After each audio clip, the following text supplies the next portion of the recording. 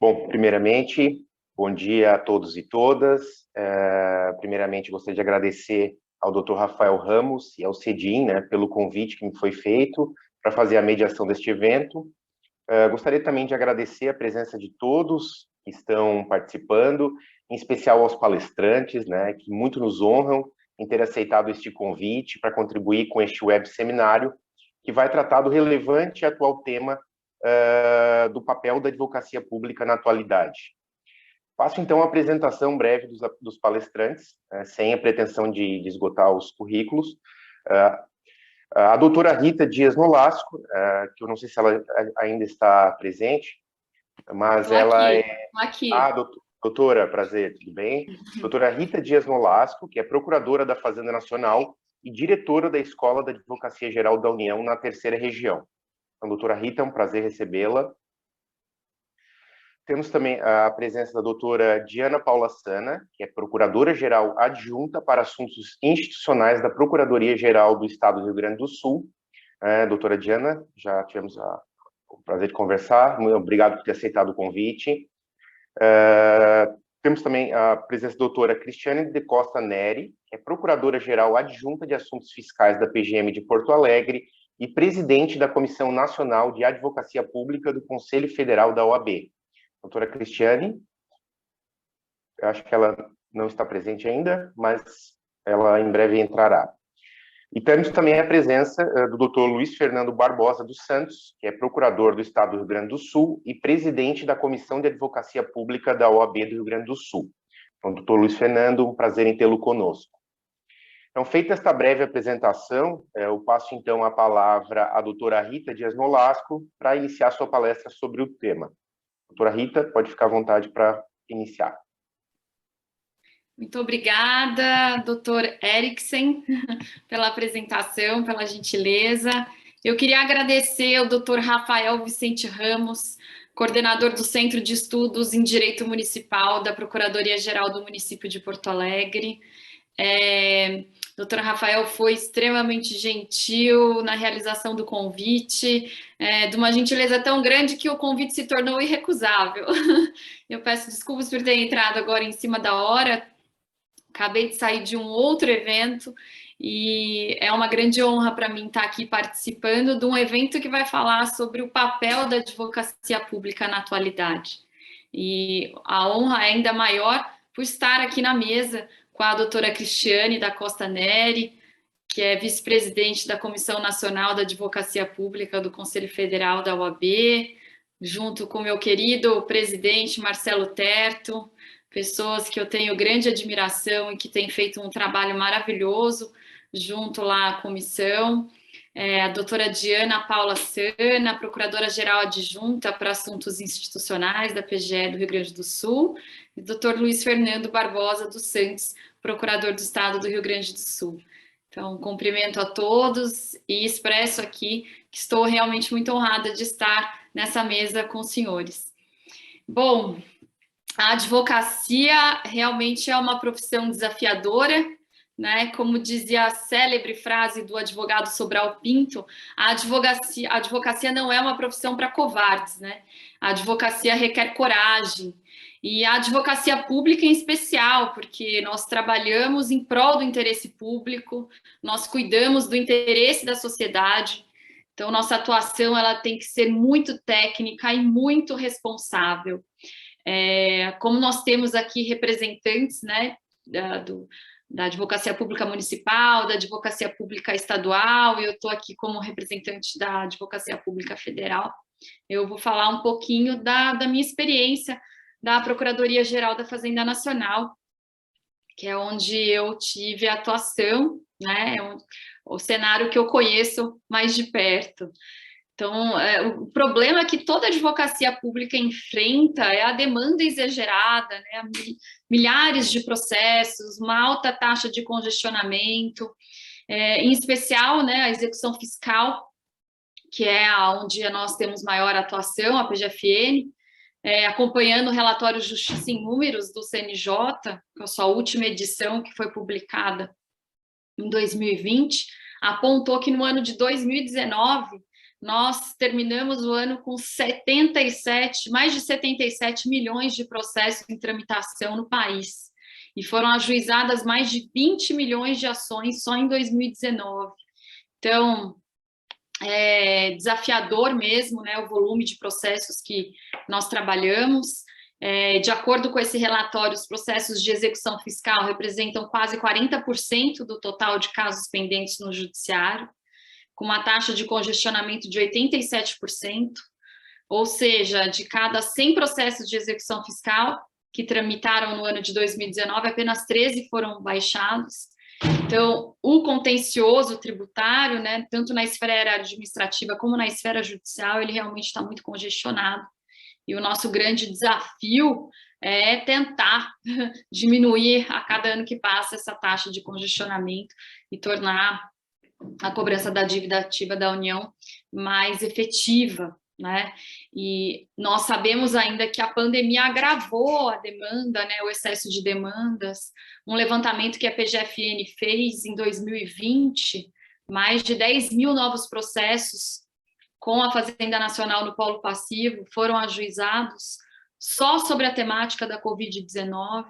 Então, tivemos ainda mais esse grande desafio aí que ainda estamos passando, né, esse período de pandemia, aliado à escassez de recursos, né, na advocacia pública, que é um desafio que a gente enfrenta, e a nossa responsabilidade diante da altíssima repercussão financeira e jurídica que a maioria dos processos que nós atuamos tem, né? Então, a nossa responsabilidade é muito grande. E estamos aí na luta para uma maior racionalização, uma maior eficiência, né? Então, qual que é o papel da advocacia pública atualmente, né? Buscar cada vez mais novas estratégias para a redução da litigiosidade. Eu creio que esse é uma meta, né, de todas as esferas da advocacia pública, né? A redução da litigiosidade, novas estratégias de atuação, a desjudicialização de controvérsias envolvendo, né, o poder público. Eu creio que essa é uma grande tendência. Não só obediência aos precedentes judiciais, né, que veio com uma força ainda maior no Código Civil de 2015, no Código de Processo Civil de 2015, como temas, né, que já estão definidos nos tribunais superiores e nos mecanismos de uniformização da jurisprudência serem aprovados para desistência de recursos, para desistência de contestação, enfim, para que haja aí uma conformidade, né, com os precedentes judiciais. Isso já traz uma redução de litigiosidade, mas não só isso, né, também os mecanismos de solução consensual que vem crescendo em todas as esferas, né, municipal, estadual e federal. A Procuradoria da Fazenda Nacional reestruturou todo o modelo de cobrança da dívida ativa. Isso iniciou em 2015, 2016, foi realizada a classificação dos créditos tributários da União, e esse foi o começo, né, para que a gente tivesse ciência da nossa realidade e do que a gente tinha que fazer para melhorar a efetividade. Então, os créditos inscritos em dívida ativa da União foram classificados pelo grau de recuperabilidade, créditos em grupo A, B, C e D.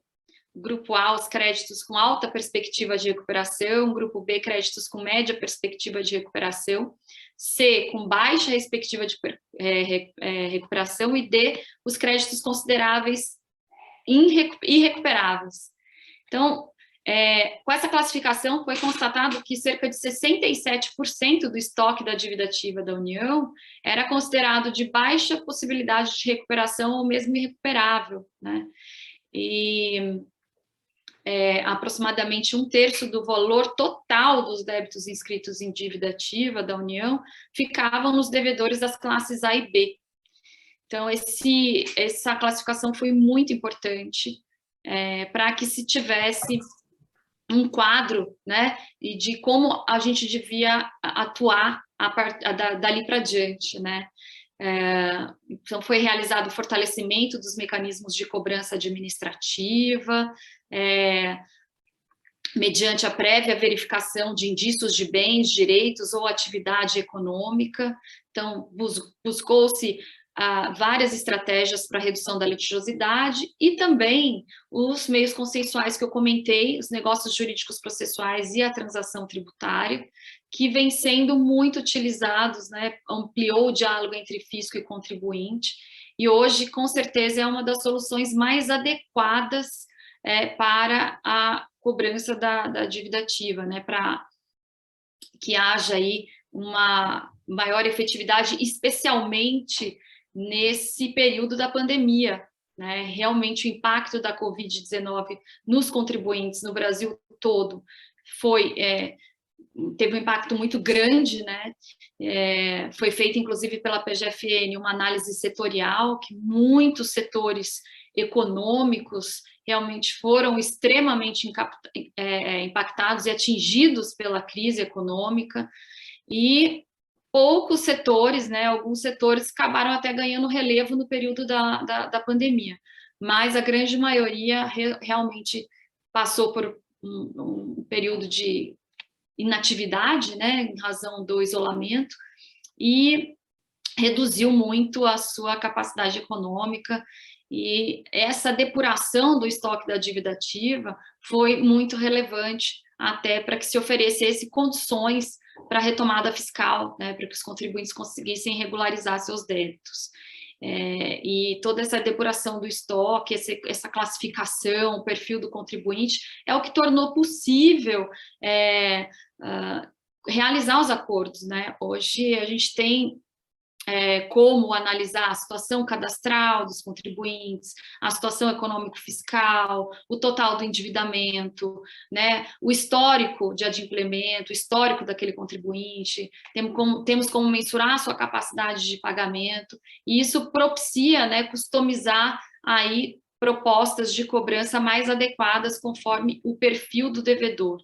E foi fundamental para instrumentalizar esses mecanismos consensuais, o negócio jurídico processual e a transação tributária. Nós temos até hoje, né, os últimos dados que nós temos que mais de 167 bilhões foram já objeto de transação tributária, foram realizadas mais de 150 mil transações tributárias, isso porque a lei é bem recente, né, de abril de 2020. Então, a autocomposição está sendo cada vez mais utilizada, os acordos, alguns são por adesão, e outros são personalíssimos, né, o negócio jurídico processual e a transação individual são realizados caso a caso, então, onde se analisa especificamente a situação do contribuinte.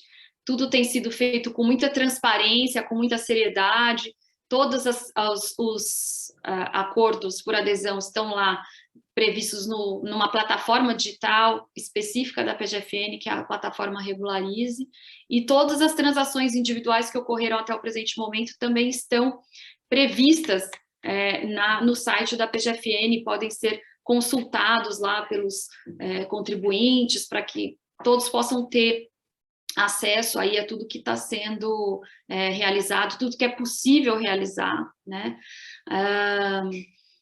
A PGFN tem hoje também um laboratório de tecnologia, né, como eu disse, que é responsável por esse diligenciamento patrimonial em larga escala, faz relatórios de informações patrimoniais. Então, hoje, o monitoramento patrimonial, ele é automatizado. Era impossível para um procurador fazer isso humanamente, né? Então, é um sistema bem avançado hoje que faz isso, inclusive o próprio sistema dá os alertas, né, em caso de mutação patrimonial, em caso de riscos de fraude fiscal estruturada, e aí o procurador é avisado, então temos mais condições de trabalho, né, hoje. Apesar de todos os desafios que a pandemia impôs, né, de trabalho remoto, de adaptação, nós tivemos aí uma grande aumento da arrecadação, justamente em razão desses novos mecanismos, né? Então, isso é uma mudança de cultura muito significativa, essa possibilidade de negociar, especialmente em matéria tributária, porque havia muita resistência, se isso estaria de acordo com o interesse público, e hoje já se vislumbra o quanto que o interesse público foi atendido, né? Toda a sociedade aí se beneficiando. E essa abertura ao diálogo com a sociedade, então, creio que foi fundamental, e é um caminho sem volta, né? Eu acho que é o futuro para o qual nós estamos caminhando, né? E nesse novo cenário que nós estamos vivenciando também de evolução tecnológica que foi ainda mais impulsionado com a pandemia, né, de uma atuação tanto da advocacia privada como da advocacia pública com base em análise de dados, com inteligência artificial. Hoje nós temos 47 tribunais brasileiros trabalhando com inteligência artificial, nós temos várias iniciativas, né, no âmbito municipal, estadual, federal, de programas de robôs, né, para ajudar na gestão de processos. Eu queria finalizar a minha fala, né, dizendo que sim, a transformação digital ela é importante, é também algo que o novo papel da advocacia vai ter que lidar, né, vamos ter que aliar essas novas tecnologias à nossa atuação, mas que nada supera o talento das pessoas, né? Então, essa transformação tem muito a ver também com as pessoas, né? Os profissionais precisam cada vez mais se desenvolver, cada vez mais ter uma capacidade de adaptação, né? Uma elasticidade mental para resolver problemas complexos de forma criativa, se adaptando às realidades que mudam, né, com tanta rapidez, acontecimentos inesperados, né? Ninguém previa a pandemia, ninguém imaginava que isso pudesse acontecer. Então, eu creio que o futuro depende muito do desenvolvimento, das habilidades, dos talentos das pessoas, né? Nós temos que priorizar as pessoas, né? Os advogados e os membros, né, das nossas instituições. As habilidades humanas, sociais, interpessoais jamais serão superadas pela inteligência artificial, né? Então, essa é a minha mensagem final, que a gente tem que realmente aliar a tecnologia, mas, acima de tudo, as pessoas. E a gente vê o quanto isso é importante nessas negociações, né? Nesses mecanismos consensuais, que estão se apresentando aí hoje como principal instrumento que nós temos para tornar o nosso trabalho mais efetivo e com bons resultados. Então, agradeço imensamente a oportunidade e fico aqui à disposição.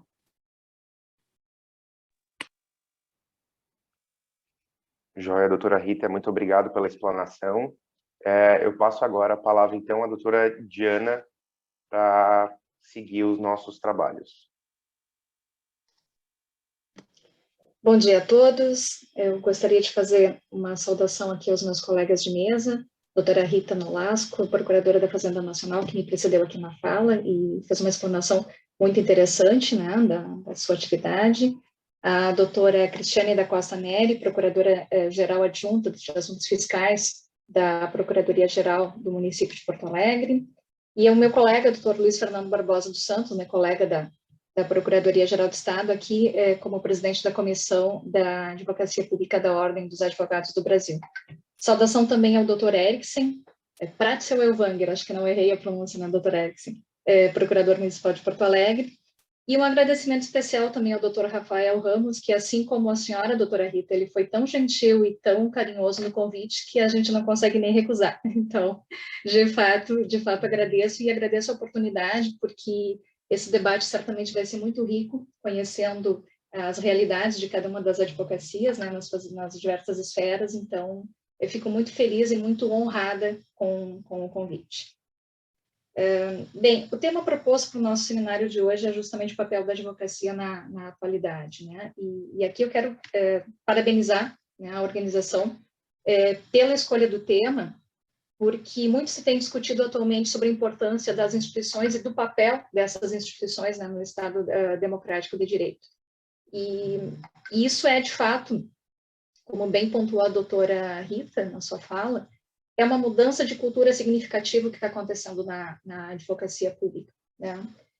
Eu, particularmente, tenho um tempo de advocacia pública de mais ou menos uns 15 anos, e eu percebo, desde que ingressei na Procuradoria-Geral do Estado, uma mudança de, para usar uma palavra da moda, de mindset, né, da forma de atuação, que é muito interessante, né? Isso, evidente, foi acelerado nos últimos tempos pela inovação, pela tecnologia, pelo próprio ritmo de digitalização dos processos, que nos imprime um outro formato de trabalho, o uso de inteligência artificial, tudo isso, né, vem pontuando de forma muito significativa a nossa atividade, nos exigindo cada vez mais, né, uma adaptação e uma mudança, né, uma mudança cultural ou de mindset, como se diz, né? E porque de fato sabemos todos, né, que a advocacia pública é uma função essencial. A justiça tem o assento constitucional, está lá prevista na Constituição, né, ao lado ali de outras funções essenciais da justiça, como são o MP, como como é a defensoria, como é a advocacia, né? E todas essas instituições, embora tenham aqui o mesmo status constitucional, elas têm papéis bem definidos, né, tanto em nível constitucional quanto infraconstitucional, e voltadas à defesa de conjuntos de interesses bem característicos, né? E eu aqui vou me permitir não não discorrer sobre conceitos, porque não acredito que não seja esse o propósito, né, da nossa conversa, né? Mas pontuando o que a gente está falando de, quando a gente fala de advocacia pública, a gente está falando de interesses públicos estabelecidos em lei e atribuídos ao Estado, né, aqui o Estado em sentido amplo, cuja defesa é a atribuição da advocacia pública, né? E só lembrando aqui, né, uma definição que eu gosto bastante do professor Diego de Figueiredo Moreira Neto, né, quando ele trata das funções essenciais à justiça e das procuradorias constitucionais, que ele fala que o advogado público atua na defesa do interesse público primário, né, titulado pela coletividade, não do interesse público secundário, que é titulado pela autoridade administrativa. Então, é esse o interesse público que a advocacia pública, no seu papel, né, na sua missão, ela exerce. E essa missão institucional, né, da advocacia pública já vem assentada no texto constitucional, né, de representação judicial e extrajudicial dos entes públicos, não é? Só que a gente está muito acostumado, e pelo menos foi a minha percepção logo no ingresso da carreira, eu tive uma experiência de advocacia até privada, né, antes da Procuradoria-Geral do Estado, que o nosso foco sempre é o processo judicial, né? Pelo menos foi, por muito tempo, o foco no processo judicial, porque, como disse a doutora Rita, assim é na Fazenda Nacional, assim é na Procuradoria-Geral do Estado, certamente é também no município, né, em todos os municípios e outros estados também, nós temos um número de processos elevadíssimo, né? A Procuradoria-Geral do Estado hoje tem cerca de, oscila, mas vamos colocar aqui em torno de 1 milhão de processos. Isso é um número absurdo de processos para se trabalhar, né? E acaba que o foco da atuação sempre foi muito voltado para o processo judicial, e aí éramos consumidos pelo processo judicial, né, pela demanda, né? E uma outra área muito importante para mim, na minha opinião, a mais relevante da advocacia pública, ela ficava quase que em segundo plano, né? Ela não conseguia ter o espaço que o enfrentamento da demanda judicial existia. E esse é justamente a consultoria jurídica, né? O assessoramento do gestor, o assessoramento da administração na realização das políticas públicas, né? A missão institucional da advocacia pública é a viabilização de políticas públicas. E eu entendo aqui, obviamente, que o papel do advogado público é fundamental, né, para o funcionamento do Estado democrático de direito. No caso do Estado, aqui, exemplo do que acontece na Constituição Federal, a nossa Constituição Estadual também estabelece, sim, a previsão da advocacia de Estado, estabelecida como sistema, tendo aqui a PGE como órgão central, não é? E prevendo, então, exatamente a representação judicial e a consultoria jurídica do Estado. Mas em que consiste exatamente essa defesa de Estado realizada, né, pelo advogado público, e qual é o papel dessa advocacia de Estado na atualidade? Como eu disse, certamente a atuação no contencioso e no enfrentamento dos processos judiciais é eu diria, a parte mais conhecida da advocacia, né, da advocacia pública, porque, como eu disse, a gente ainda está muito afeiçoado e muito amarrado ao processo judicial, pelo grande número, né, de processos que cada uma das advocacias enfrenta, né? E também, se me permitem, porque como advocacia pública, nós também vínhamos acostumados há tempos, né, a uma postura mais reativa, que a nossa realidade atual não admite mais, né? A realidade e as exigências do mundo moderno não permitem mais que se tenha espaço para uma advocacia pública simplesmente reativa, muito pelo contrário, temos que ter uma postura muito mais proativa, né? É claro que a fazenda pública é o grande cliente do judiciário, né, por assim dizer, porque o número de processos que envolve a fazenda pública, de fato, é muito grande e acaba, assim, exigindo uma atuação do advogado, né, e que se faz ter essa percepção, na minha opinião, equivocada, de que essa é a parte mais relevante, né. Mas, como eu disse, eu compreendo que a atuação talvez mais significativa e mais determinante está realmente na área da consultoria e do assessoramento ao gestor, né, à administração, que talvez não seja tão visível, né, para o leitor comum, para o leigo que não conhece propriamente a atividade da advocacia pública, né? Porque o advogado público, quando ele está exercendo a sua função ali de consultoria, de orientação, de assessoramento, além da representação judicial, né, ele está realizando funções que permitem efetivamente a implementação de políticas públicas, né? E a política pública aqui é a política pública democraticamente estabelecida, eleita, né, pela vontade majoritária da população. Não é uma política de governo, é uma política de Estado, né, majoritariamente escolhida pela população por meio do voto, né?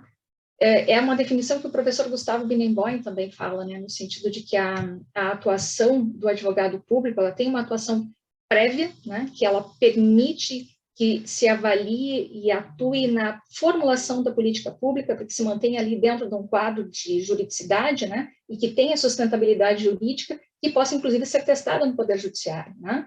Mas também é uma atuação sistêmica, porque permite, conhecendo limites de orçamento, quadro de pessoal, estrutura de material, enfim, que possa se examinar previamente o efeito colateral de uma política.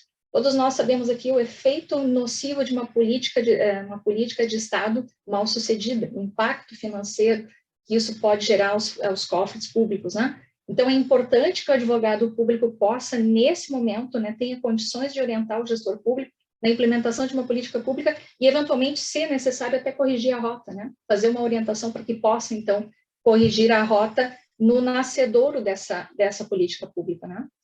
E evidentemente que o advogado público também precisa ter uma atuação proativa, né, no sentido de aconselhar, prevenir litígio, buscar uma solução consensual, buscar, né, a negociação, né? Isso é, de fato, uma forma, né, de uma vinculação clara aqui, é o que me parece, é o princípio da eficiência, né? São papéis do advogado público na sua atuação diária, e especificamente aqui quando falo, né, na consultoria e no assessoramento, né, que são muito visíveis, não é? A consultoria jurídica aos órgãos da administração, para mim, então, ela vem se mostrando fundamental, especialmente nesses últimos tempos, né, especialmente aqui acelerado pelo período da pandemia, em que nós enfrentamos, de um dia para o outro, uma realidade completamente diferente, né? Necessidades diferentes, incertezas, não? Já não se conhecia, né? Era um universo novo se desvendando aos nossos olhos, exigindo uma atuação célere, com sustentação jurídica, com segurança jurídica, né? Dando sustentação para as políticas públicas que se faziam necessárias para o enfrentamento dessa crise, né? E dessa crise provocada pela pandemia e tudo o que veio, né, com ela, né? Nesse sentido, então, para mim, eu entendo que o papel da advocacia, especialmente nesses últimos anos, e com certeza acelerado pelo ritmo que a pandemia nos impôs, né, pela mudança cultural que a pandemia, que o processo de revolução tecnológica, de inteligência artificial, de tudo que já comentamos aqui, proporcionou, né? exigiu, né, essa mudança das organizações, das instituições, e com as advocacias não foi diferente, né?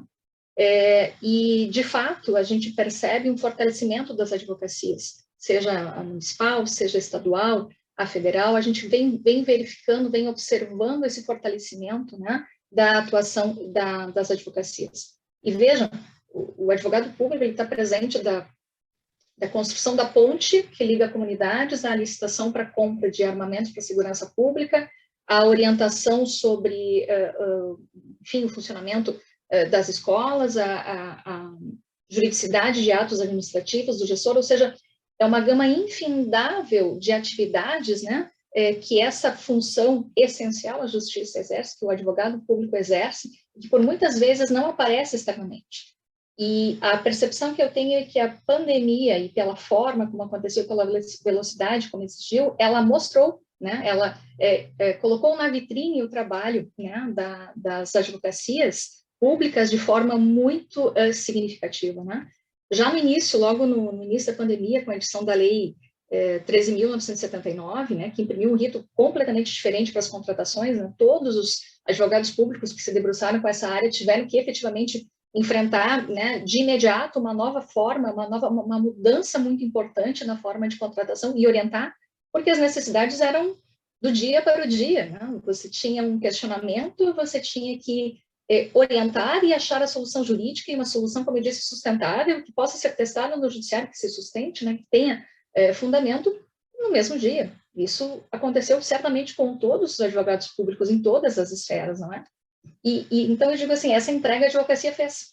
A PGE fez, a PGM fez, a Procuradoria Nacional fez, quer dizer, a AGU fez, todas as advocacias fizeram uma entrega, e fizeram uma entrega rápida, na velocidade em que o momento exigia. E essa, eu tenho a impressão, vai ser a dinâmica da nossa atividade daqui para frente, né? E na Procuradoria-Geral do Estado, agora trazendo aqui uma percepção também para um olhar muito específico aqui para a minha instituição, que afinal é o que eu conheço, nós percebemos que o nosso modelo de gestão que foi adotado nos últimos anos, né, para a realização das nossas atribuições, foi determinante para o sucesso do trabalho nesse momento. Né? A Advocacia do Estado, ela é organizada em forma de sistema, né? Tem a PGE como órgão central, e as assessorias jurídicas também que compõem, né, como órgão integrante. Essas assessorias jurídicas são as assessorias jurídicas das secretarias, né, e dos órgãos da administração, né? E ao longo desses últimos 3 anos, a partir de 2019, nós conseguimos consolidar um modelo que já existia, não é novo, né? Nós conseguimos consolidar um modelo de procuradorias setoriais vinculadas aos órgãos da administração. Hoje, cada secretaria de Estado, praticamente todas as secretarias e entidades têm a sua coordenadoria, né? A sua procuradoria setorial, perdão, com o seu coordenador setorial, que é um procurador de Estado, vinculado àquele órgão, exercendo a orientação jurídica específica daquele órgão, alinhado, né, porque pertence a um sistema, né, alinhado à orientação da casa, né, alinhado à consultoria da PGE, né, fazendo, então, ali um trabalho de orientação prévia, né, desde o início, desde o desenvolvimento da política pública. Isso foi determinante para conferir a segurança jurídica, a uniformidade e a celeridade que esse período, né, enfrentado recentemente nos exigiu, né? Então, como eu disse, hoje praticamente todos os órgãos do Estado têm uma procuradoria setorial com um coordenador setorial vinculado, né? E dando a orientação diretamente ao secretário de Estado, né? Atuando, participando desde o início da formulação da política pública, né? E então conseguindo com isso conferir uma agilidade muito grande, né? E uma segurança jurídica muito grande para essas políticas públicas, né? Se há uma orientação prévia, e já existe um precedente, um parecer que possa ser o fundamento, de imediato é colocada a situação. Se há necessidade de uma nova orientação, porque o caso é novo e desconhecido, é imediatamente submetido, né, ao questionamento da consultoria específica, né, na matéria, seja do domínio ou da matéria de pessoal, para que se possa construir uma solução, né, encontrar a solução para a demanda que existe, porque, afinal de contas, a política pública tem que ser, de fato, estabelecida e realizada. E nós entendemos, então, que este modelo, especificamente neste período, foi determinante porque permitiu, assim, executar com agilidade, né, e com segurança jurídica as políticas públicas que foram necessárias para o enfrentamento, especialmente da pandemia, aqui no Estado, nesses últimos 2 anos. Então, encaminhando aqui para a linha de conclusão, eu também não quero avançar aqui no tempo dos colegas que vão falar depois, eu diria que esse é o papel da advocacia pública, é atuar em defesa do interesse público, em juízo fora dele, exercendo o controle da administração, orientando e prestando assessoria jurídica para o gestor, para a correta aplicação dos recursos dos contribuintes, prevenindo e combatendo a corrupção, a sonegação também, né, evidentemente, porque trabalhamos de forma muito agressiva, né, na arrecadação, né, e sendo, então, uma peça fundamental aqui para o próprio Estado democrático de direito, né.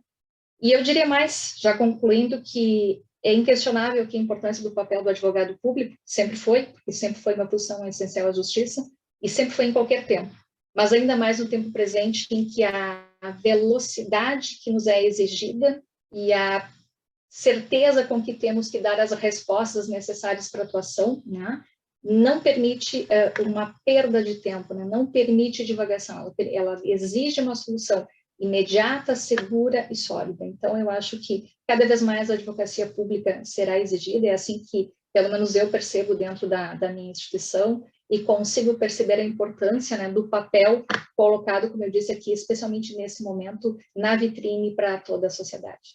Colegas, agradeço aí a disponibilidade de todos em me ouvirem, espero ter contribuído em algum ponto com algumas informações. Obrigada.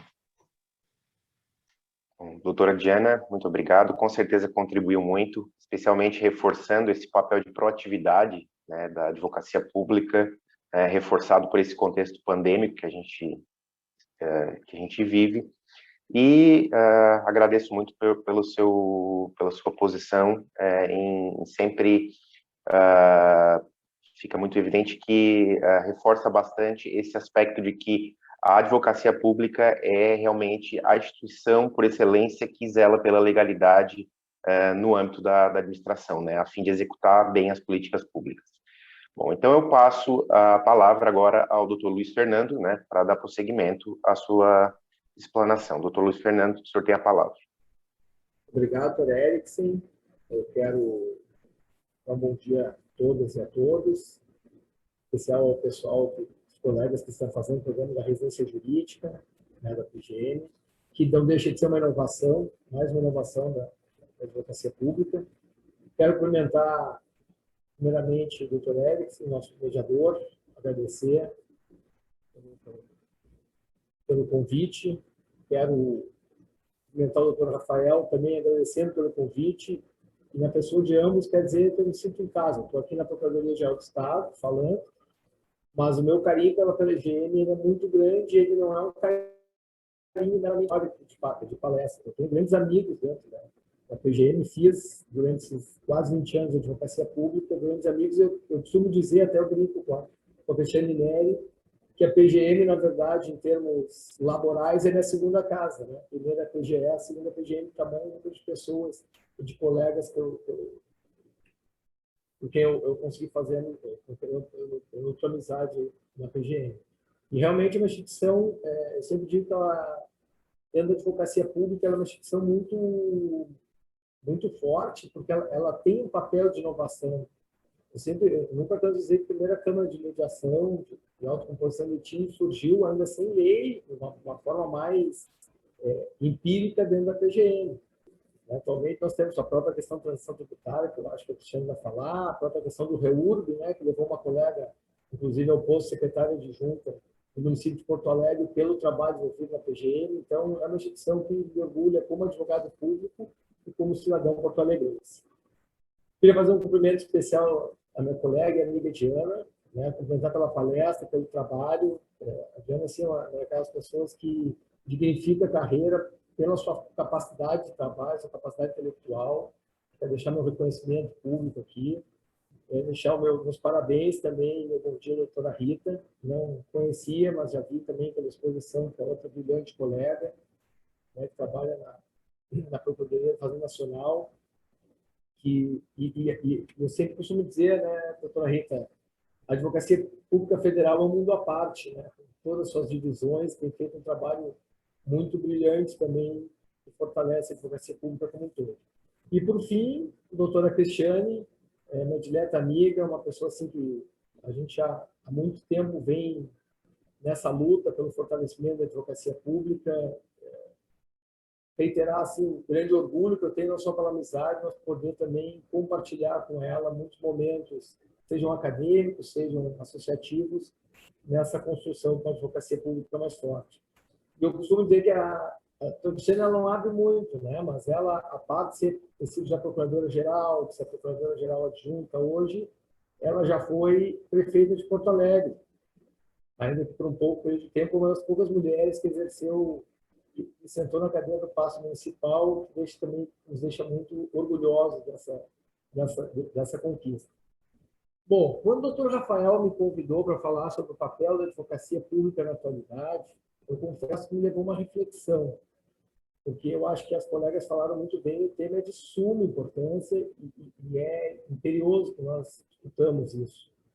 Mas, ao mesmo tempo, era um tema abrangente, né? Ou seja, cabe um mundo. De sorte que eu resolvi tentar fazer um recorte, até porque como o objetivo é uma atividade acadêmica, os programas, o pessoal está fazendo o programa de residência jurídica, eu tentei buscar um pouco uma parte mais, trazer um pouco uma parte teórica, mas trazer também muito da parte prática do que vem acontecendo na advocacia pública. Qual é o recorte que eu busquei dar? Eu quero dar um recorte da visão que a advocacia pública teve nesses últimos tempos, e aí vou me permitir pegar desde o meu ingresso lá de 2002 até a presente data, acerca do conceito de interesse público, que foi muito bem abordado pela Diana.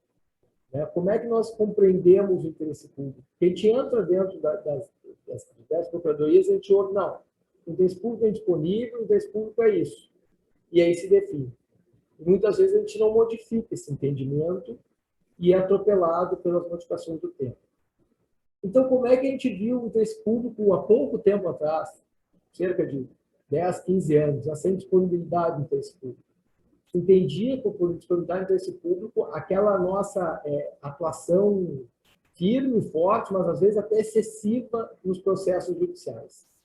Nós não podíamos desistir de nenhuma ação, nós tínhamos que correr de tudo, nós tínhamos que até o STJ, o STF, e pouco importava se a nossa tese já tinha sido vencida, pouco importava se a nossa tese tinha um maior fundamento jurídico, isso era de menos, porque o importante era a disponibilidade do interesse público e nós não podíamos abrir mão dos processos.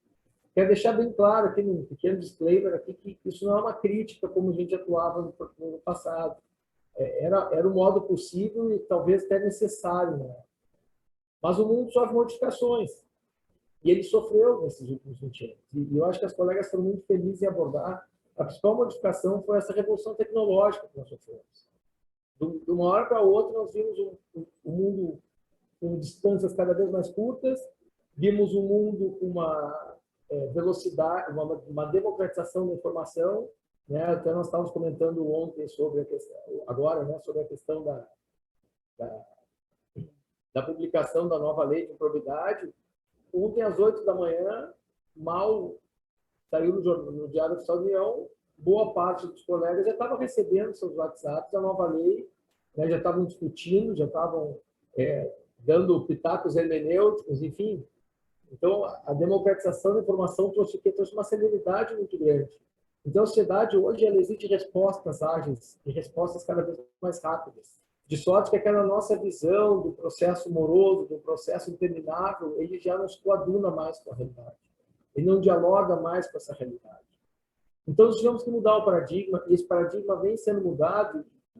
Eu acho que os colegas abordaram muito bem, tanto a doutora Rita na questão tributária, a doutora Diana nesse amplo aspecto, especialmente na questão da consultoria. Nós mudamos nosso entendimento do interesse público. O nosso interesse público, que se concretizava naquela luta árdua e interminável de processos, passou a ser um interesse público de buscar um resultado útil do processo. Nós não temos que terminar com 50 mil petições no mês. Nós temos que terminar resolvendo o problema daquele administrado. Porque isso é uma realidade que se impôs. Muito se via antigamente o administrado e a administração em lados opostos, ou seja, são inimigos. Não são. O administrado, ele é parte do Estado, né? O Estado somos todos nós. Acabou a época do Luís XV, do Estado sou eu. O Estado sendo todos, a administração tem que colaborar para resolver os problemas. Nós vamos ter que litigar onde nós efetivamente temos que litigar, onde efetivamente a gente verifica que o administrado está pleiteando algo errado, não tem razão, você precisa litigar. Agora, muitas vezes, nós não podemos ficar litigando por litigar quando o administrado parece ter razão. E isso realmente mudou a nossa forma de atuação processual. E eu não vou ficar só na parte teórica, eu vou dar alguns exemplos que ocorreram, especialmente no âmbito da Procuradoria-Geral do Estado. Processos de saúde, que se iniciaram lá pelos anos 2000, né, começaram a ganhar maior relevância. Quando eu entrei na Procuradoria, como é que a gente atuava nesse processo? A gente fazia uma petição padrão, em que a gente dizia que o artigo 96 da Constituição Federal não era auto-aplicável. Necessitava de uma lei, e aí a gente ia levando esse processo para a STJ, para o STF, porque essa era a forma de trabalhar na época. E eu vou repetir, isso não é uma crítica como se fazia no passado, até porque o tema era novo, nós não conhecíamos. Mas, de repente, a gente começou a ver que a gente perdia 100% daquelas demandas. Não nos auxiliava em nada, nem enquanto Estado, nem enquanto administrado. O que nós começamos a fazer? Começamos a racionalizar, eu gostei muito da expressão que a doutora Rita usou, e a Diana fez a minha usou, nós começamos a racionalizar a nossa forma de atuação. Começamos a ter estratégias, começamos a ter um envolvimento multidisciplinar nessa matéria. Chamamos médicos para elaborar laudos para colocar nos processos. Então, a gente diz assim, olha, esse medicamento, a gente tem que ver se ele soluciona o problema do paciente. Há um medicamento mais barato que possa ser substituído? Essa cirurgia é indicada para determinado caso?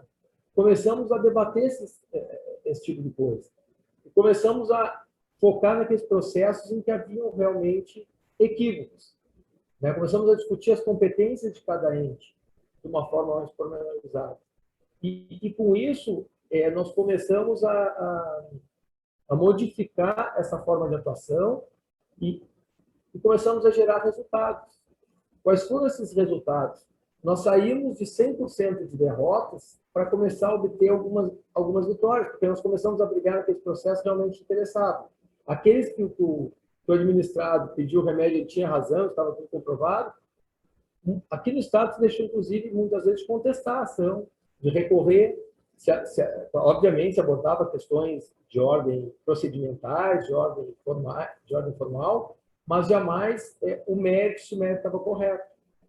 Isso gerou o quê? Primeiro, um ganho de casos. Começamos a ganhar alguns processos. Segundo, obviamente, uma redução de custos. Terceiro, não menos importante, começamos a descobrir fraudes dentro desse sistema. Nós temos aqui um caso muito importante, que é a famosa máfia das próteses, onde alguns médicos indicavam próteses que não precisavam ser feitas, com materiais mais caros, e com isso começavam a lucrar. Um desses médicos, eu tive o prazer de conhecer a residência, que no caso está abandonada dele, uma residência num condomínio de luxo na praia de Atlântida. Inclusive, a residência dele era a segunda maior do condomínio, só perdia para a residência de um grande empresário do setor de transporte do Rio Grande do Sul. Nós conseguimos descobrir e trabalhar em cima dessa fraude. Mas, mais do que isso, nós geramos uma questão institucional que responde pela palavrinha de credibilidade. Os juízes começaram a olhar e dizer assim, olha, tem um processo sério aqui. Não é mais aquela mera alegação de ordem mais burocrática do artigo 96. Agora eles estão trabalhando com os detalhes. Então, vamos atentar para cada detalhe que eles colocam. E isso realmente gerou uma credibilidade institucional. Gerou um ganho institucional à Procuradoria. Mas vamos avançar um pouco mais. Vamos para a área fiscal, que a doutora Rita conhece também. Qual era o entendimento até bem pouco tempo atrás? O crédito tributário é totalmente indisponível. Nós não podemos desistir de execução fiscal. Vamos procurar fazer um Bacen-Jude, eu nem sei se é essa ferramenta que se utiliza atualmente, quando afastado da área fiscal, mas se for, nós fazíamos trocentos, 400, 500 Bacen-Jude, que não podia terminar a execução fiscal. Nós tínhamos que recorrer até o Supremo, até o STJ, com teses, às vezes, ultrapassadas. Nós víamos todo e qualquer devedor como um sonegador. Nós não fazíamos a distinção entre quem informa e não paga, daquele que sequer informa o imposto, uma conduta fraudulenta. Colocávamos todo mundo no mesmo saco. Fazíamos mais. Na hora de redirecionar a execução fiscal, se redirecionava contra toda e qualquer pessoa independente de comprovação de fraude ou de conduta de má-fé. Então, nós tínhamos esse apego e isso nos tirava tempo e energia. Aí, de repente, alguém teve a ideia, muito por causa dessas modificações que eu apontei anteriormente, né, de exigência de respostas mais rápidas, mais ágeis. Alguém, inclusive a doutora Rita trouxe dados importantíssimos, se deu conta, não, nós não podemos trabalhar assim. Os processos não são iguais. Isso não é defender o interesse público. Defender o interesse público é separar. Eu começar a trabalhar com cada crédito de acordo não só com o seu valor, mas de acordo principalmente com a sua viabilidade. Eu começar a trabalhar diferenciando um empresário, aquele que tem um grupo econômico que costumeiramente sonega imposto efetivamente, e com isso, mais do que não recolher valores para o Estado, ele acaba desequilibrando a concorrência, e uma das funções do Estado é justamente manter equilibrado a livre concorrência do mercado. Então, ele simplesmente, dessa forma, eu não posso tratar esse cidadão do mesmo caso do microempresário que tem uma pequena padaria que durante a pandemia, não vou nem pegar a padaria, porque a padaria funcionou, uma loja de roupas durante a pandemia teve que fechar e realmente não conseguiu, ele informou que devia tanto de ICMS, só que não conseguiu recolher os cofres públicos. Eu não posso tratar do mesmo jeito. Então, começou a atuar com inteligência, com estratégia, separando os processos. Nós tinha uma equipe, agora eu estou na área de probidade, não sei como está funcionando a fiscal, mas nós tínhamos uma época, inclusive, das execuções enviadas. Se analisava, uma vez preenchido todos os requisitos previstos em lei, depois em atos normativos internos da Procuradoria, se extinguiu o processo, porque não tem porque a gente ficar o tanto no crédito, que já faz mais de 20 anos, as pessoas apareceram, já está na terceira geração do devedor e nós vamos ficar brigando por buscar um crédito que a gente reconhece que é inexequível. Mas isso não diminuiu o trabalho, pelo contrário, aumentou, porque nós fomos atrás do quê? Nós fomos atrás da polícia, nós fomos atrás do MP, nós fomos atrás da Fazenda, para fazer um trabalho conjunto, para fazer um trabalho de inteligência, para conseguir desvendar o que estava por trás de alguns grandes grupos econômicos que sonegavam ou que eram devedores contumazes de impostos. Isso é uma modificação daquele interesse público do litígio, daquela forma rígida de se trabalhar, de não poder abrir mão de um centavo, mesmo que ele não fosse recolhido, de uma forma inteligente. Aí vocês vão perguntar qual foi o resultado disso. Olha, o resultado está nos jornais. Pelo que eu leio, assim, a maioria dos estados que vem adotando isso, a União também creio que seja o caso, e muitos municípios vem aumentando sua arrecadação. Porque está focando nos créditos que realmente importam. Tá? Nós ficamos com mais tempo para atacar problemas mais sérios. Grandes fraudes, porque nós temos que ter assim, pelo menos a minha visão, na parte fiscal, nós não nos limitamos só a ser um órgão arrecadador. Nós temos, sim, um papel de manter equilibrada a concorrência do mercado. E esse papel nós estamos executando melhor agora que passamos a atuar com estratégia, racionalidade e inteligência. E, por fim, novamente, nós ganhamos em credibilidade. Aqui eu vou permitir fazer um relato de um trabalho que é feito no âmbito aqui da Procuradoria-Geral do Estado, onde tem 2 ou 3 procuradores, agora não recordo, que foram designados da Procuradoria Fiscal para fazer um trabalho intenso dentro do Tribunal de Justiça, para explicar as teses, explicar as consequências do julgamento CA ou B, enfim, alertar os julgadores, fazer as tentações orais. E eu vejo não só um ganho em termos de sucesso processual, como um ganho de credibilidade institucional.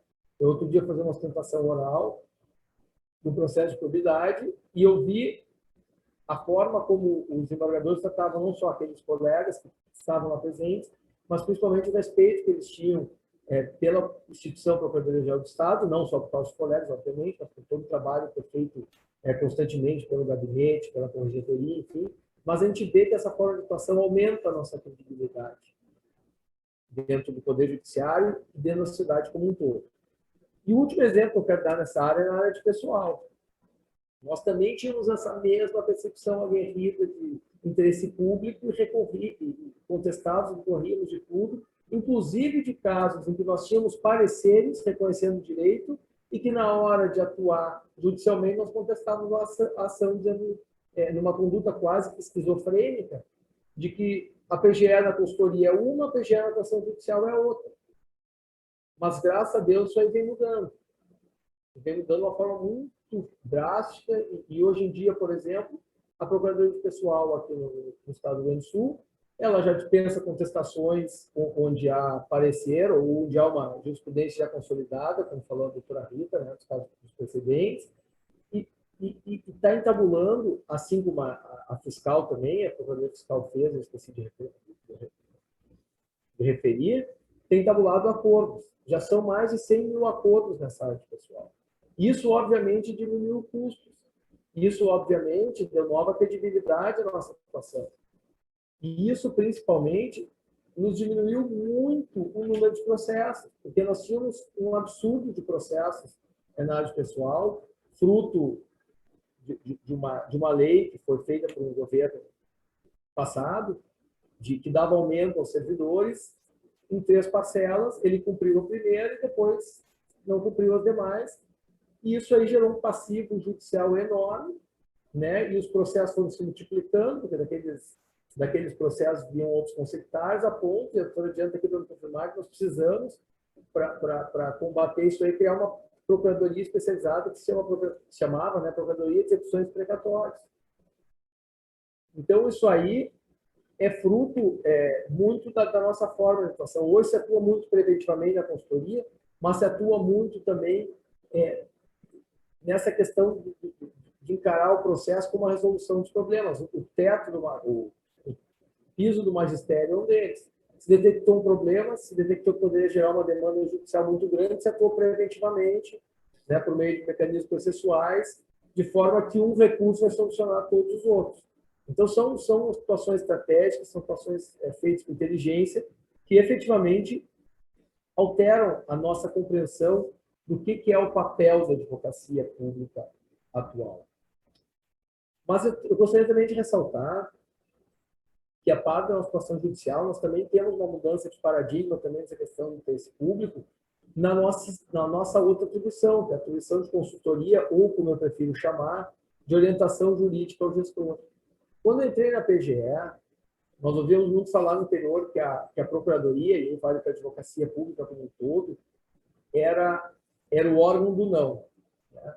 O que era o órgão do não? Se vocês querem que alguma coisa não ande ou que não saia, mandem para a Procuradoria que vai vir um parecer negativo. Né? Na sua grande maioria era isso.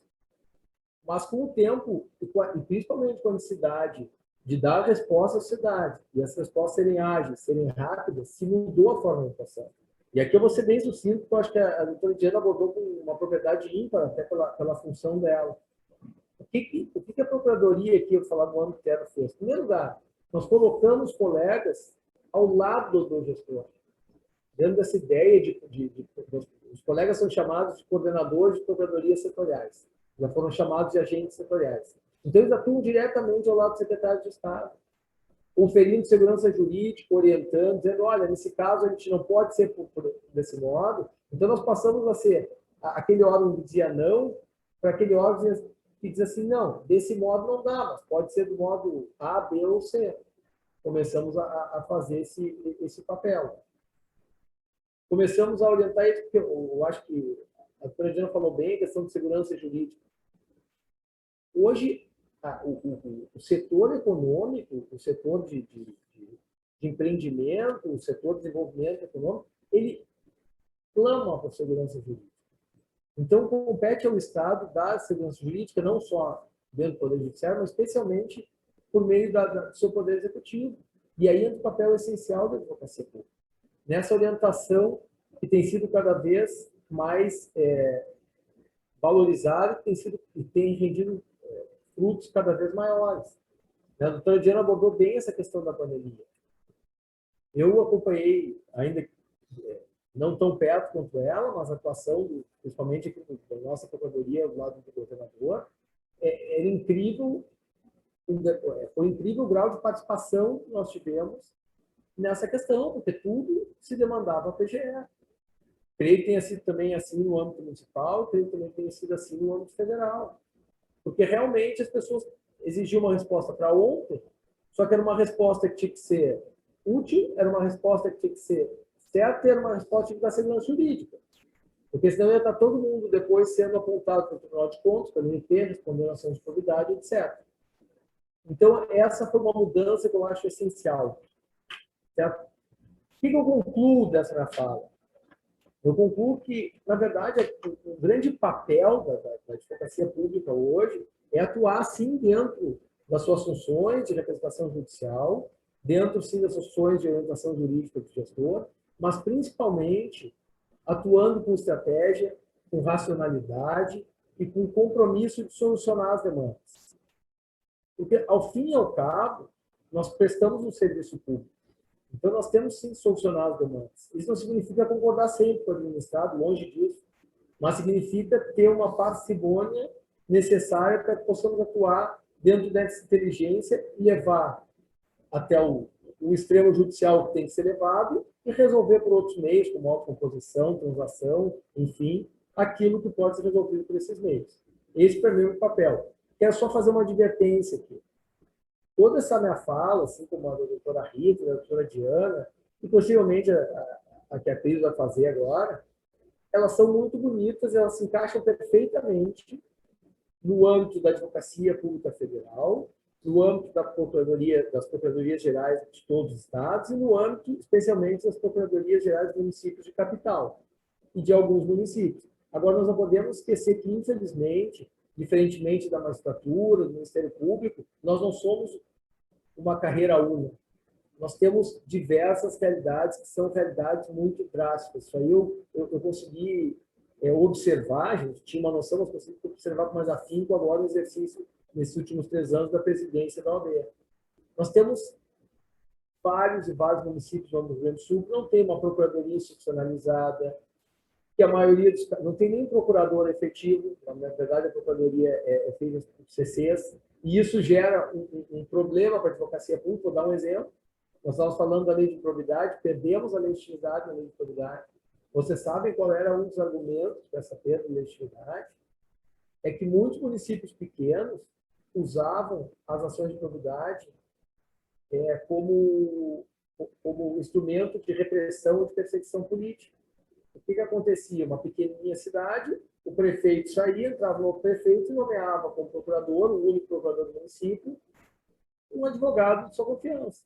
E a ordem era a seguinte: vasculha o que puder ser vasculhado para nós encontrarmos algum fundo do meu oponente político. E aí nós vamos entrar com uma ação de probidade para desgastar, o ex-prefeito. E isso realmente, no âmbito político, começou a pegar mal. Mas o que no fundo, eu dei esse exemplo para mostrar como a falta de institucionalidade ela acarreta problemas graves para a advocacia pública. Então, eu quero deixar esse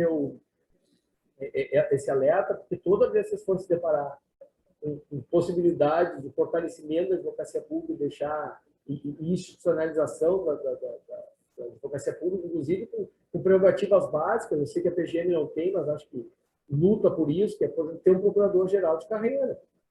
Isso é essencial para as procuradorias. Então, eu queria deixar esse recado. E, por fim, aí o recado diretamente ao pessoal que está fazendo o programa em estágio, programa de residência jurídica, eu queria deixar um pequeno recado aqui. Lá pelo século XVI tinha uma crença, de que todos os cisnes eram brancos. E isso era tido como uma verdade irrefutável. Até que pesquisadores holandeses descobriram no oeste australiano um único cisne negro. E isso mudou muito a vida de quem gosta de cisnes, Então, o que eu quero trazer para vocês é o seguinte, no âmbito da advocacia pública, quem gosta de advocacia pública, nós não podemos ter verdades absolutas.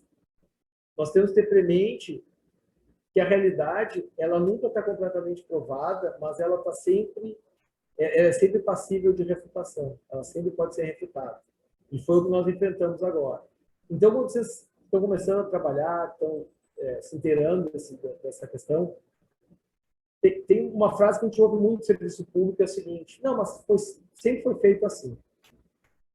Vocês pensem, se sempre foi feito assim, está dando certo. Se estiver dando certo, que bom, permaneçamos assim. Agora, se não estiver dando certo, com todo jeito, sem radicalismo, comece a tentar mudar isso aí. Porque a evolução, ela é sempre boa e ela é sempre necessária. Tá? E com esse pequeno recado eu termino, agradecendo profundamente tanto o Dr. Eriksen como o Dr. Rafael pelo convite, dizer que realmente é um prazer não só participar desse evento, como poder desfrutar de momentos junto aos colegas da PGN. Muito obrigado. Joia. Obrigado, doutor Luiz Fernando. Muito boas suas palavras, né, no ponto em que reforça que a advocacia pública deve evoluir, né, para além do mero formalismo e da rigidez, para atuar com inteligência e eficiência. Então, eu gostaria de fazer, previamente, a passar a palavra para a doutora Cristiane, uma residente aqui, a Eduarda da Silva Fleck, fez uma pergunta para a doutora Rita. Doutora Rita, se puder fazer suas considerações, a pergunta foi: os mais de 60% referentes às dívidas com baixa possibilidade de resgate ou nenhuma possibilidade diz respeito a valores que estão sendo cobrados em processos judiciais ou é num geral, envolvendo tributos que ainda não foram judicializados? Não, era no geral. Era no geral. Foi feita a classificação de todo o estoque da dívida ativa. Tanto que a gente teve outras iniciativas, né, para tirar do Poder Judiciário aquelas execuções fiscais que estavam lá paradas sem a menor perspectiva de recuperação, que foi o chamado RDCC. Então, o RDCC ele veio para desburocratizar o artigo 40 da LEF, que o artigo 40 da Lei de Execução Fiscal, ele fala, né, que se a gente não encontrar nenhum bem para penhorar, a gente acaba suspendendo a execução fiscal por falta de bens.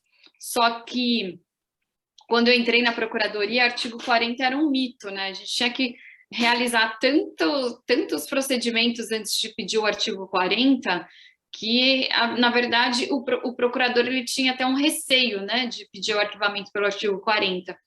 Então, eu ficava fazendo pesquisa, refazendo pesquisa, pedia bastante de não sei quantas vezes. E isso, na verdade, ia empurrando o processo com a barriga, um processo sem a menor perspectiva de retorno, né? Então, essa portaria do RDCC possibilitou o arquivamento em massa de executivos fiscais de valores até 1 milhão, que não tinham nenhum bem, né? Nenhum bem garantindo a execução, nenhuma discussão, enfim, eram processos que estavam paralisados sem a menor perspectiva de recuperação.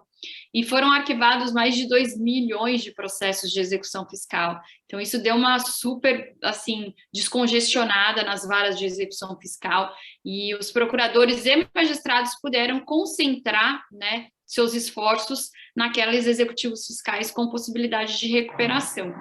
Então, hoje, se ajuiza 1/3 do que se ajuizava. Então, o apartamento de cima está com reforma, então, de vez em quando, com barulhão aqui. Hoje, nós já temos um filtro, né, para ajuizamento da execução fiscal, a partir de 2016, com a portaria 33.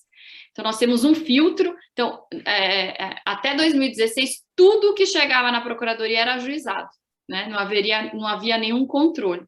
Hoje, não. Hoje tem um filtro. Então, a gente já nem ajuiza.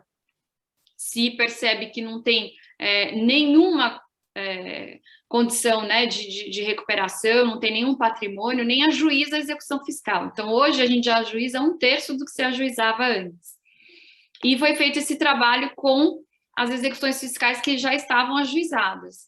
Então, essa classificação foi feita no geral, tá? Então, E só essa estratégia de ajuizar só aquilo que tem perspectiva de recuperação e de arquivar aquilo que não tinha nenhuma perspectiva de recuperação, já aumentou a eficiência na recuperação e execução fiscal em 500%.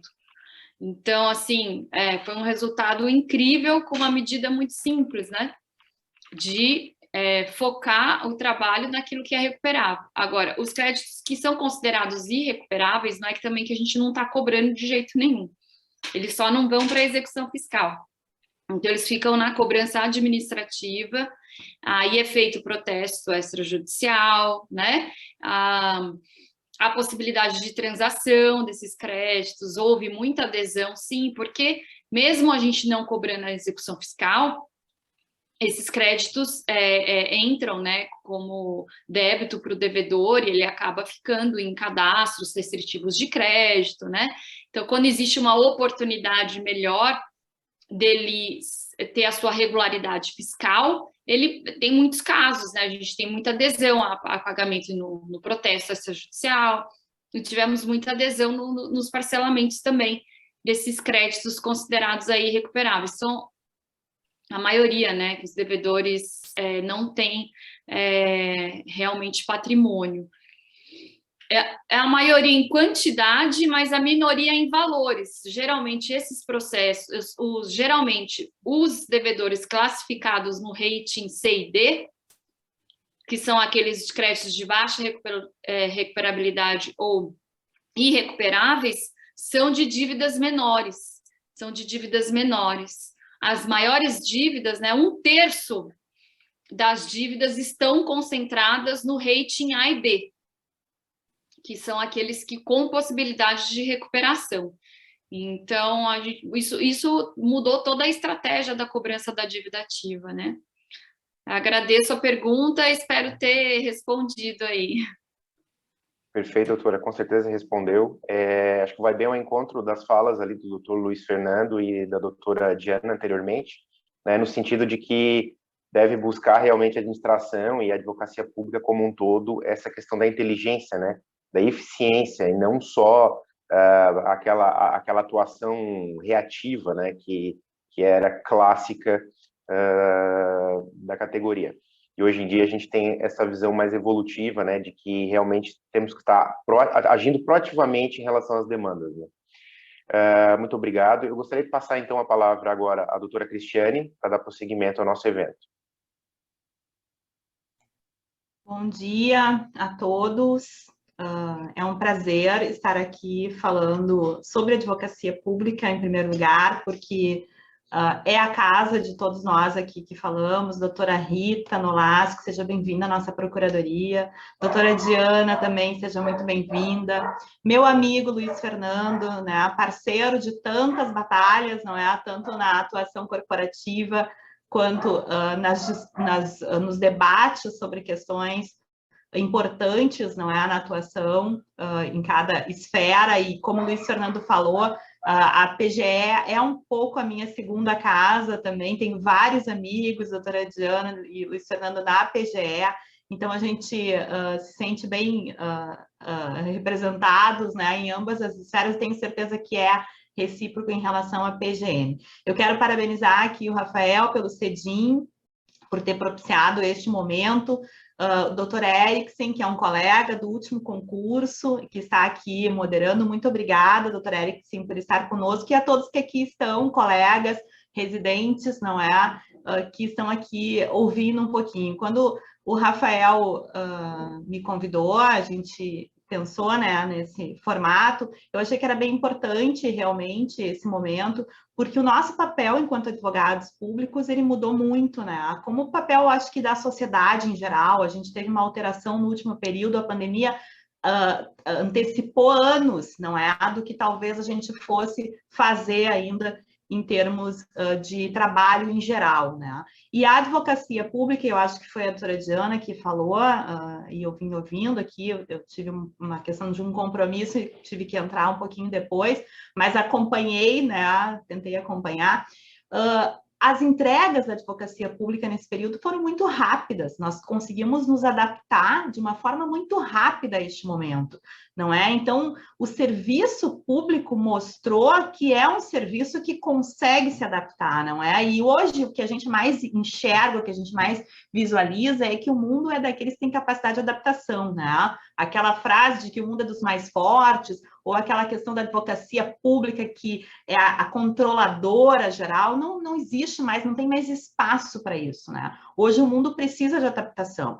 E a advocacia pública mostrou essa capacidade, essa advocacia proativa, essa advocacia que soube entregar o que foi necessário entregar no momento em que o Estado brasileiro e a sociedade brasileira necessitou, né? Então, isso é muito importante, porque é o momento em que nós fomos instados, não é, a prova, a atuar.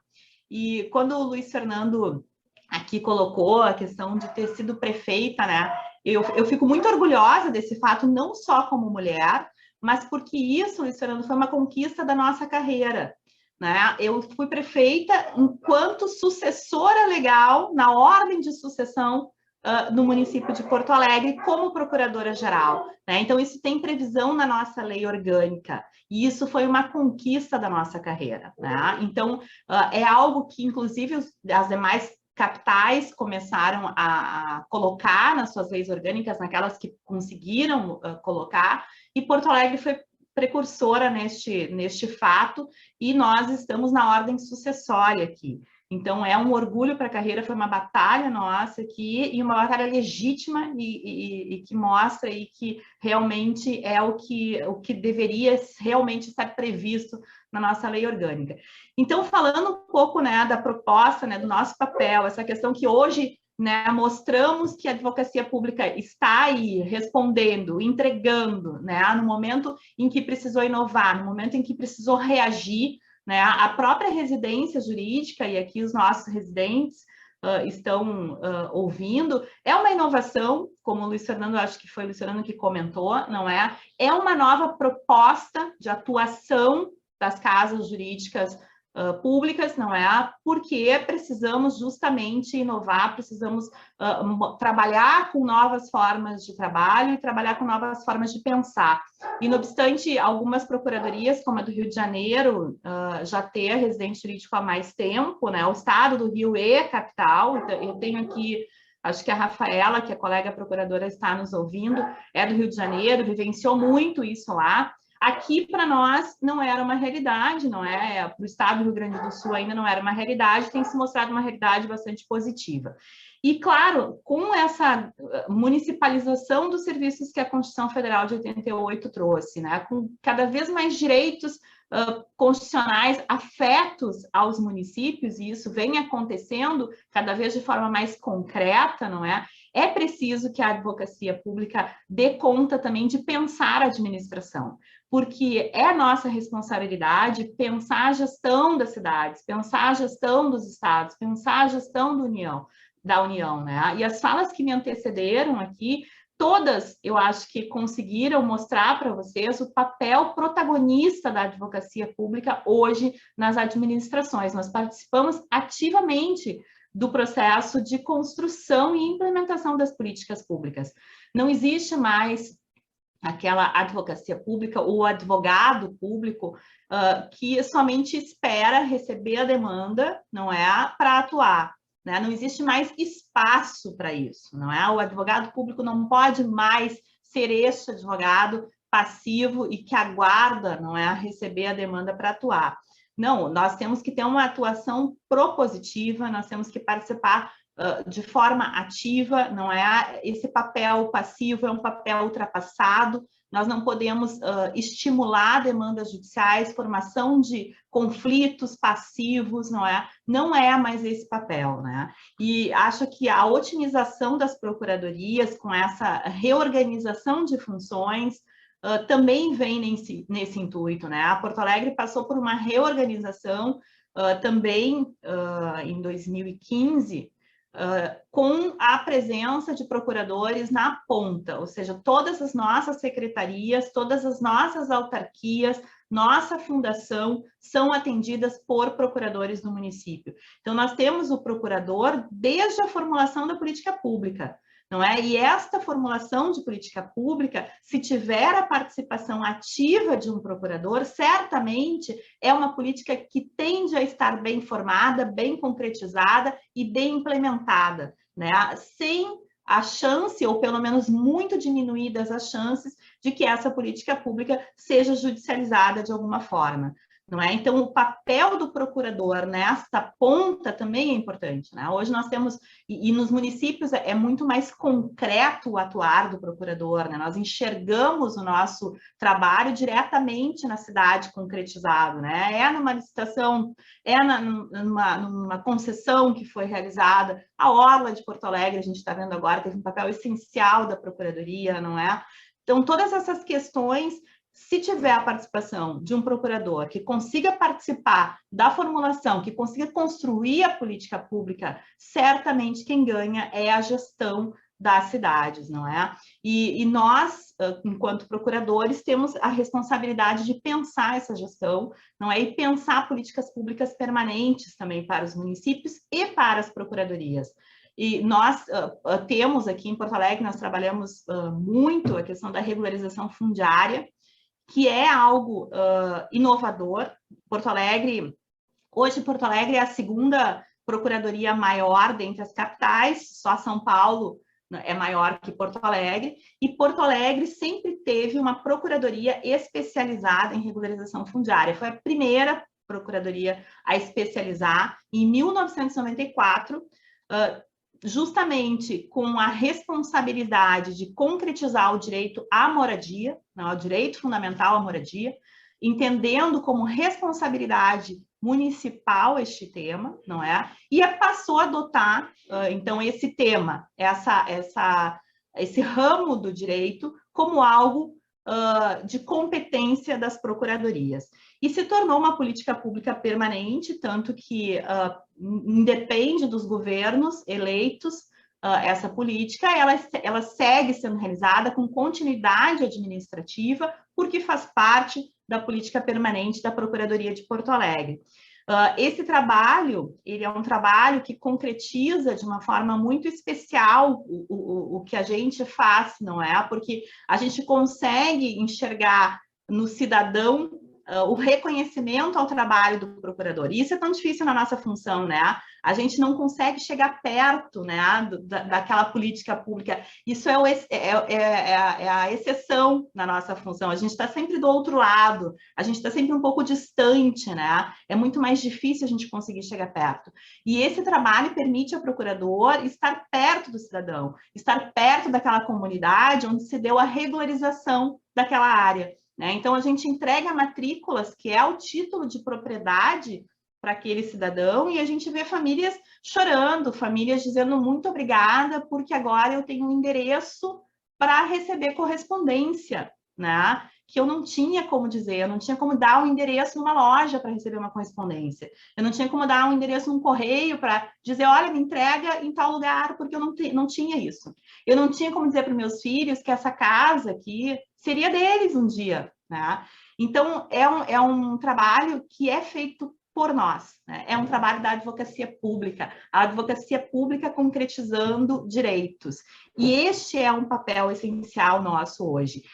A Procuradoria de Porto Alegre recebeu um Inovare por conta deste trabalho, foi a primeira procuradoria a receber um Inovare no país, e justamente porque acreditamos na política, acreditamos nesse direito fundamental e acreditamos na concretização desse direito fundamental, entendendo e recebendo, e aqui eu acho que é o diferencial, recebendo essa política como permanente da Procuradoria e não de governo, né? Porque aí ela passou a ter continuidade administrativa, a gente pôde fazer um trabalho ao longo dos anos que se mantém, inclusive hoje, como acho que o Luiz Fernando referiu, nós temos uma colega que é secretária adjunta de uma Secretaria de Habitação e Regularização Fundiária que foi criada em Porto Alegre justamente por decorrência dessa política, né?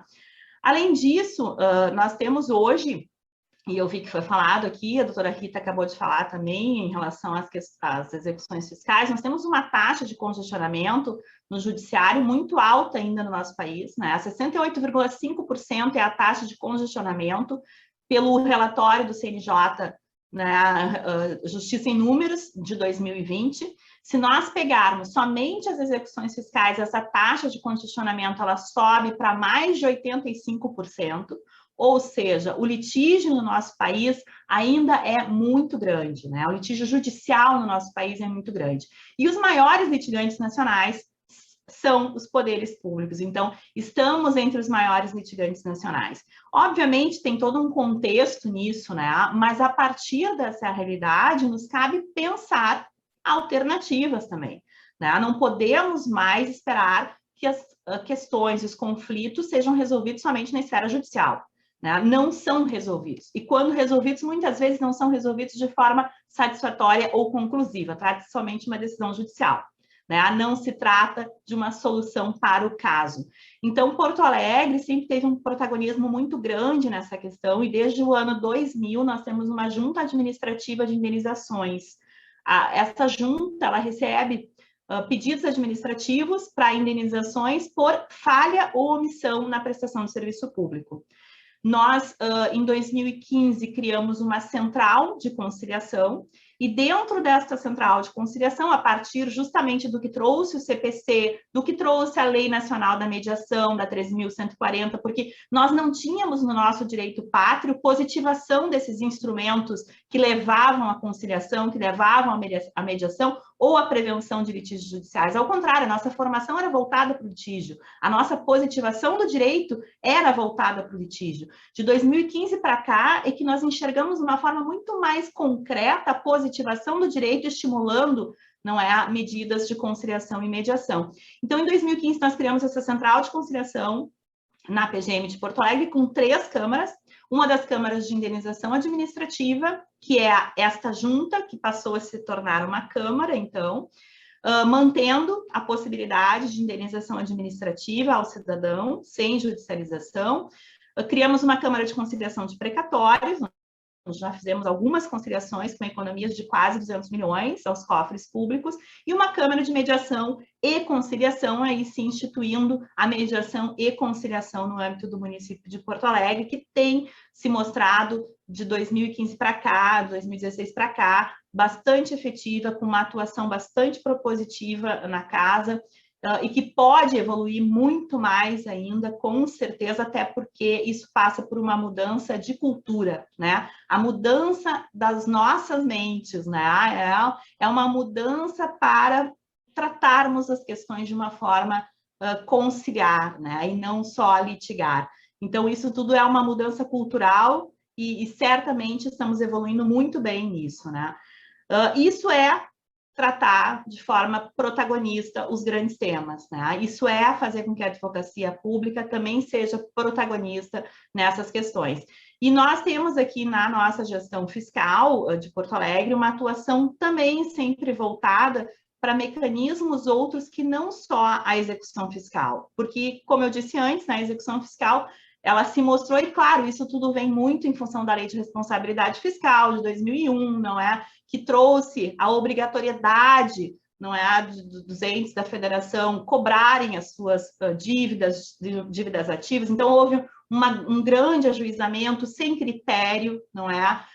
Não tinham filtros de ajuizamento. Então, hoje, claro, é uma realidade totalmente diferente, e ao longo dos anos, Porto Alegre sempre trabalhou com outros instrumentos que não somente o ajuizamento, né? Então, nós fazemos protesto extrajudicial desde 2011, 2012 nós fizemos o primeiro protesto, nós tínhamos lei já desde 2011, a lei federal é de 2012, nós temos um valor mínimo de ajuizamento, então, valores abaixo de R$10 mil nós não ajuizamos, é uma realidade para os municípios, é outra realidade para os estados, é outra realidade para a União em termos de valores, mas é importante que cada ente tenha esses critérios, não é, para trabalhar a dívida ativa de outras formas, como a doutora Rita falou há pouco, não é? Esses valores que são abaixo de um mínimo, eles não quer dizer que não vai se cobrar, mas existem outras formas de cobrança, como protesto, como negativação, como cartinha, né? Aquela antiga cartinha, agora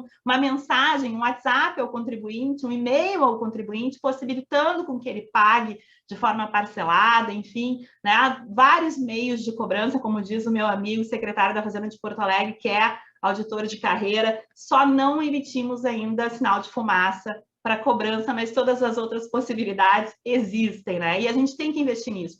E este investir em outras formas alternativas nunca fez com que Porto Alegre perdesse arrecadação. Ao contrário, nós somos a capital que tem os melhores índices de recuperação do estoque da dívida ativa e se mantém cada vez mais, justamente por todo esse histórico de credibilidade que se traz também ao contribuinte, não é? A possibilidades de pagamento.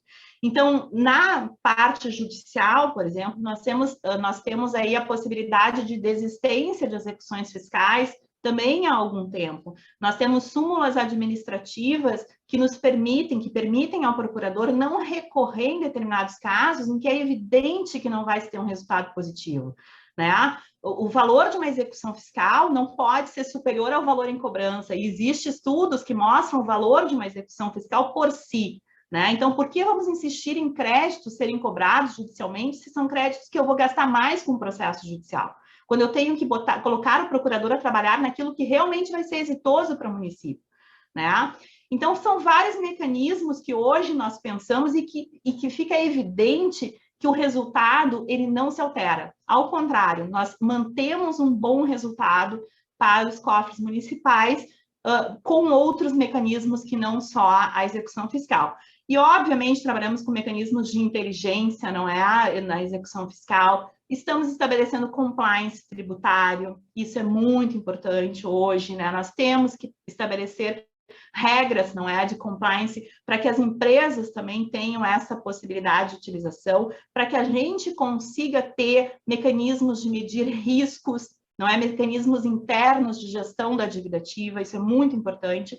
E estamos estabelecendo em Porto Alegre a mediação tributária. É a primeira capital que vai estabelecer, eu acho que é a primeira capital, não só capital, mas eu desconheço a utilização da mediação tributária em outra esfera da federação. Nós temos conciliação, nós temos transações, mas mediação tributária o Brasil é ainda ainda não tem a utilização nos conflitos tributários. Então, estamos trabalhando desde janeiro deste ano com a Associação Brasileira de Secretários de Finanças, com a Associação Brasileira de Direito Financeiro, num grupo com Porto Alegre, e estabelecendo os parâmetros, os conceitos da mediação tributária. Já encaminhamos um projeto de lei para a Câmara, já iniciamos uma primeira mediação modelo, não é? E esperamos que isso seja mais um espaço de consenso colocado à disposição do contribuinte com segurança jurídica para justamente possibilitar, nesse sistema multiportas, que nós acreditamos muito, que tenhamos aí uma aproximação de fisco e contribuinte e mais um espaço para que o fisco consiga justamente resolver questões, inclusive no pré-lançamento, porque a ideia é que a mediação possa ser utilizada na fase prévia também, não só judicial, para que a gente consiga ter lançamentos formados de forma rígida e, por que não, verificados conjuntamente com o contribuinte, naqueles casos em que se tem dúvida. Assim, a gente evita um conflito judiciário ou um conflito administrativo, né? A gente tem passivos tributários, hoje, na ordem de 5,5 trilhões, um levantamento do INSPER mostrou, né? Então, não se tem como, hoje, os estados, os municípios, a União, não tem como deixar passivos tributários estagnados, sem tratar. A gente precisa recursos para as políticas públicas. É para isso que a gente busca esses recursos, não é? Não é para pagar salário, né? Não é para isso. A gente tem que discutir seriamente por que os recursos vêm para os entes da federação, não é? Não se pode tratar dessa forma tão efêmera como tem sido tratado, né? E aí, eu já falo aqui, já me avançando um pouquinho para a parte final, né, a gente tem que tratar das questões, das grandes questões nacionais de uma forma séria, né? Temos que discutir reforma tributária, temos que discutir a reforma administrativa, porque isso impacta naquilo que queremos para o país. Que país nós queremos? Né? Este país que nós queremos é um país que necessariamente passa pelo Estado, passa pelo município, passa pela União. Né? Se nós queremos realmente tratar de forma séria a autonomia federativa, o pacto federativo, os princípios federativos que a nossa Constituição tem, nós temos que discutir seriamente que tipo de Estado queremos, uma reforma administrativa que tem que ser séria, que tem que trabalhar com a melhoria do Estado e não somente com o enxugamento do Estado. Senão não tem sentido para esse país. Né? A reforma tributária, que vai retirar um imposto municipal, que é um dos mais importantes, por exemplo, em Porto Alegre, o ISS corresponde a 47% da receita própria e vai ser retirado da esfera de autonomia dos municípios. Como eu quero que os municípios se mantenham autônomos e realizadores de políticas públicas essenciais? Que país eu quero? Que federação eu quero? Então, a advocacia pública ela tem que estar inserida nesses grandes debates nacionais. Né? A própria alteração na lei de improbidade, que o Luiz Fernando aqui referiu, foi uma alteração que, não, sinceramente, na questão dos legitimados, qual é o objetivo de retirar da advocacia pública? Se não esse objetivo, né, pífio, na minha opinião, entende? Porque quando a gente está tratando de recuperação de ativos, de desvio de ativos das administrações públicas, a gente não está só tratando de recuperação de dinheiro e de recursos, nós estamos tratando de dignidade, nós estamos tratando de direitos humanos, porque é com esses recursos que foram retirados dos cofres públicos por desvios que eu vou conseguir dar conta das políticas públicas que eu tenho que dar conta, eu Estado, eu União, eu município. Então, a advocacia pública ela tem que ser uma das legitimadas na ação de improbidade, não é para perseguir ninguém, mas é para recuperar esse dinheiro desviado, para conseguir manter a sua sanidade financeira, para conseguir manter a sua atuação. Né? Então, esse é um grande debate nacional que precisa ser feito. Nós fizemos em Porto Alegre, aqui está o Rafael, nosso coordenador aqui do evento, o primeiro acordo de não persecução cível, né? E tratando aqui dos novos mecanismos que estão aí. Isso é algo que pode, deve ser utilizado, evitou quanto tempo aí de tramitação de um processo judicial, né? Com responsabilidade, né? E solucionando o caso, né? Há investimento na gestão, investimento no potencial jurídico, investimento em sistemas, hoje a gente não pode deixar de falar, né? A inovação, a tecnologia, e eu tive esses dias uma reunião no judiciário, né? E a gente falando do EPROC, né? Que bom que aqui é o EPROC, não é um outro sistema, mas, né? O processo eletrônico, ele vem aí como um tsunami, né? Para a advocacia pública, para os juízes, para todos nós. Então, temos que estar preparados, né, para tudo isso. Hoje já recebemos, o nosso judiciário aqui no Rio Grande do Sul ainda não digitalizou todas as execuções fiscais, né? As execuções fiscais elas foram deixadas por último para Porto Alegre. Então, que é o grande volume. Hoje nós temos em torno de 20%, 25% das execuções fiscais digitalizadas, porque as anteriores, antes de 2019, eram todas físicas, né? Então, hoje, com esse percentual, nós já recebemos 700 intimações por semana por procurador na execução fiscal. Eu fico falando, eu fico, né, pensando, né, eu vou ter que deslocar todos os procuradores para a Procuradoria Legislativa quando estivermos com 100% dos processos digitalizados, porque vai ser uma avalanche de intimações. Então, como vamos ter que nos preparar para isso de forma a não prejudicar o nosso trabalho, né, e manter o trabalho do procurador de uma forma ativa, proativa, não é? E sem prejuízo aos entes, né? Isso é importante que a gente debata. Mas o que é essencial é que a gente se insira, né, nesses debates, grandes debates nacionais, que tenhamos aí uma advocacia pública proativa, não é? Uma advocacia pública especializada naquilo que faz, não é? Porque nós precisamos de especialização, não podemos estar sentados esperando que a demanda chegue, precisamos nos especializar para podermos ser proativos, não é? Propositivos, participantes direto na formulação da política pública, até porque é a nossa responsabilidade, enquanto advogados públicos, pensarmos a gestão das cidades, dos estados e da União, onde estamos prestando o serviço, que é um serviço prestado, em última análise, para a sociedade e pela sociedade brasileira, né? Então, essa grande responsabilidade que temos é uma responsabilidade que nos foi delegada quando fizemos um concurso público para as administrações públicas, para que prestássemos esse serviço em nome do erário, em nome da sociedade brasileira. Então, acho que o grande papel hoje da advocacia pública é se inserir nesses grandes debates de uma forma propositiva e pensando com inovação no futuro. Então, essa era a minha contribuição.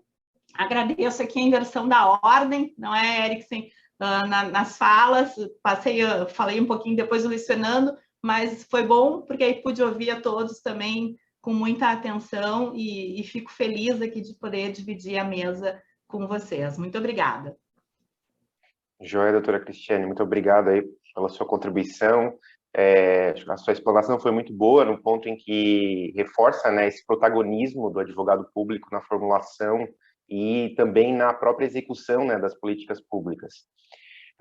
Bom, o nosso evento ele vai se encaminhando então para o final.